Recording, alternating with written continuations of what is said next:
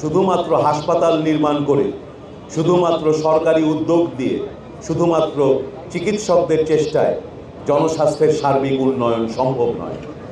কিছুদিন আগে আপনারা দেখেছেন হাম হয়েছিল, আমরা 2 কোটি শিশুকে টিকা দিতে পেরেছি এই কারণে শুধু নয় যে এই সরকার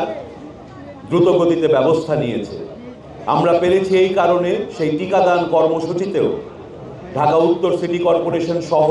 প্রত্যেকটি সিটি কর্পোরেশন জনগণকে সম্পৃক্ত করেছিলেন এবং সকলের সহযোগিতায় অতি অল্প সময়ে আমরা এই টিকাদান কর্মসূচিকে যেমন সফল করেছি, আজকের এই সমাবেশ থেকে যে কর্মসূচি শুরু হচ্ছে, আমি বিশ্বাস করি আপনারা প্রত্যেকে যদি সচেতনভাবে এই বিষয়টিকে নিজের দায়িত্ব মনে করে আপনার প্রতিদিনের জীবন আচরণে কিছু পরিবর্তন আনেন, আপনারা যেখানে থাকেন প্রতিবেশী, বন্ধু বান্ধব, সন্তান, আত্মীয় সকলকে যদি আমরা সচেতন করে তুলি এবং আমাদের সামান্য একটু দায়িত্ব আছে,